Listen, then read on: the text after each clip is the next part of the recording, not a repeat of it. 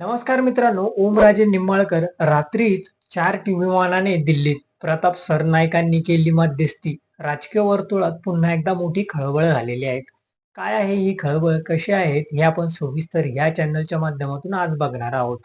चला तर मग मी सचिन नाईक आणि तुम्ही बघत आहात आपली राजनीती चॅनल. महाराष्ट्राच्या राजकारणात सध्या ऑपरेशन टायगरची चर्चा जोरात सुरू आहे. शिवसेना म्हणजेच उद्धव बाळासाहेब ठाकरे पक्षात फूट पाडण्यासाठी आवश्यक असलेले 6 खासदारांचा आकडा सोमवारी अखेर पूर्ण झाल्याचं सांगितलं जात आहे आणि तेच आपण सविस्तर बघूया. त्या अगोदर चॅनलला नवीन असेल तर सबस्क्राईब नक्की करा. गेल्या काही दिवसात उद्धव ठाकरे यांचे खंदे समर्थक मानले जाणारे ओमराजे निंबाळकर यांनी बाजू बदलल्याने ठाकरे गटाला मोठा धक्का बसला आहे. ओमराजे यांनी मंगळवारी रात्री खासगी विमानाने पुणे मुंबई मार्ग दिल्ली असा प्रवास करत राजधानी गाठली आहेत. ओमराजे निंबाळकर हे मध्यरात्री पुण्यावरून नवी मुंबई विमानतळावर येणार असल्याची चर्चा होती. मात्र त्यांनी पुण्यावरून थेट मुंबई आणि तिथून थेट दिल्ली असा प्रवास केला. ओमराजे हे चार्टर्स विमानाने दिल्लीला पोहोचल्याची माहिती सूत्रांनी दिली. ओमराजे यांची जबाबदारी शिवसेना शिंदे गटाचे नेते व मंत्री प्रताप सरनाईक यांच्यावर सोपवण्यात आली होती अशी माहिती समोर येत आहे. प्रताप सरनाईक यांच्या मध्यस्थीने ओमराजे निंबाळकर दिल्लीत पोहोचल्याचं सूत्रांनी सांगितलेलं आहे.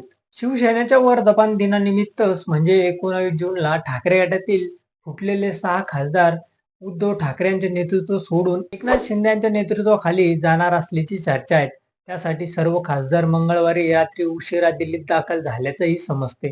दरम्यान शिवसेना शिंदे गटाचे मुख्य नेते व उपमुख्यमंत्री एकनाथ शिंदे हे दिल्ली दौऱ्यावर आहेत. 2/3 फूट प्रत्यक्षात यावी यासाठी शिवसेना उंबाडाचे 9 खासदार निवडून आल्याने 6 खासदारांची गरज होती.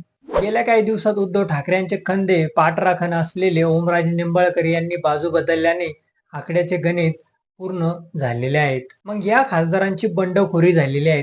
त्याकडे आपण थोडं लक्ष देऊया. संजय जाधव, नागेश आष्टीकर, संजय दिना पाटील, संजय देशमुख, ओमराजे निंबाळकर, भाऊसाहेब वाकचौरे यांचा बंडखोरामध्ये समावेश झालेला आहे.